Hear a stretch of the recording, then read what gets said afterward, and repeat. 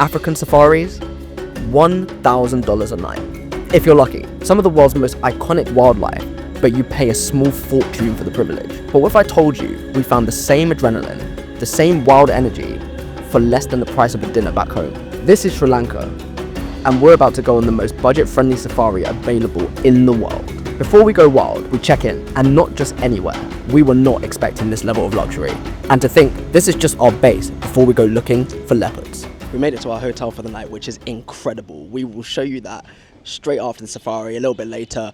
But for now, we're running late. We've got to get onto the Jeep that's coming here to pick us up, and it is safari time. But I cannot wait to show you this hotel. It is absolutely epic. It's basically in the park. It's not in the park, but it's really near the park. So it shares a lot of the same landscape, and the scenery is stunning. The actual grounds are stunning. At 2 p.m. sharp, our Jeep arrives and we start the hour-long drive to the gate of the national park, passing through lush, rich Sri Lankan landscapes.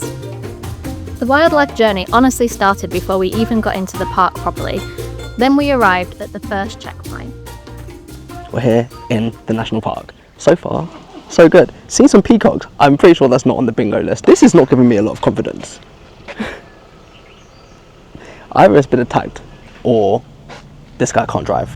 You don't have to look very hard to find wildlife here. Every corner is moving, watching or stalking, and it wasn't long until we saw the first animal from our bingo card.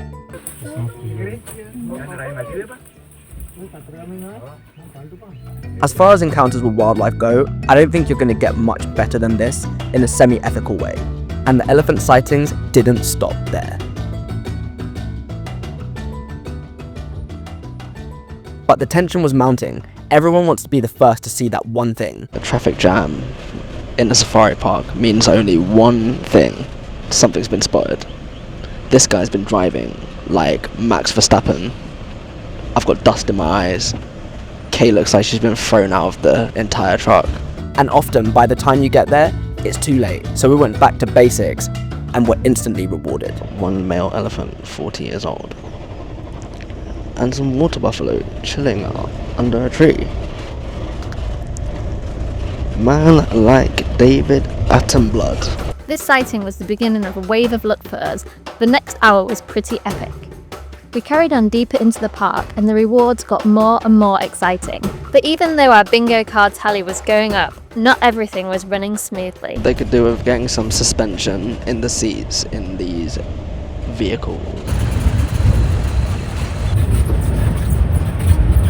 But no matter how fast we drove or how many leopard sightings were called in, the result was always the same. Seeing a monitor lizard in a safari seemed kind of random. But it's not like we weren't seeing animals constantly. Alligators, deer, peacocks. It was everywhere. But we all knew what we came for. And it wasn't delivering.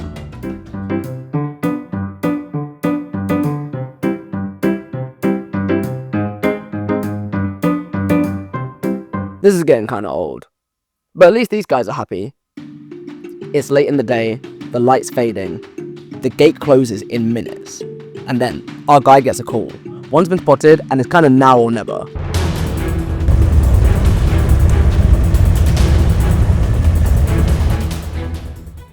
There it is. Sleek, still, watching us. The moment we'd hoped for. And just 5 minutes before closing. And by the time all the other trucks pulled up, it was gone. Just like that.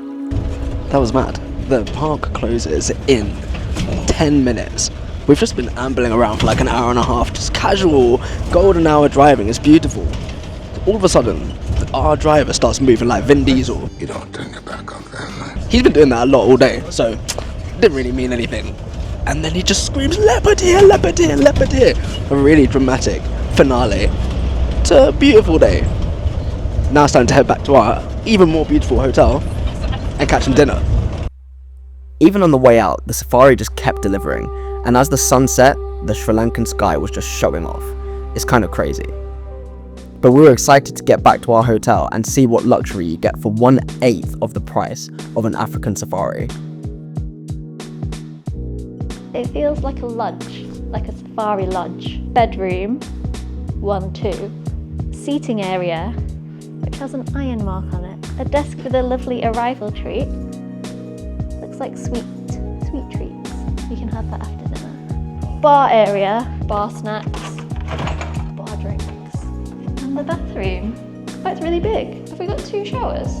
Oh, this is like an outdoor shower. So if you want to shower at the same time as someone else while someone else also goes to the toilet, you can do all 3. This place is huge.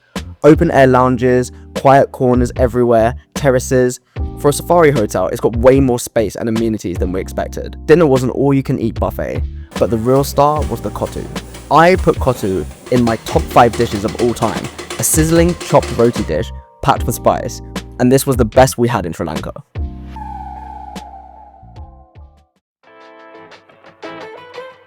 The next day was the complete opposite of the adrenaline we experienced the day before. We woke up to the sound of nature, worked out to this epic view, had the best breakfast buffet, with Sri Lankan hoppers of course, and relaxed.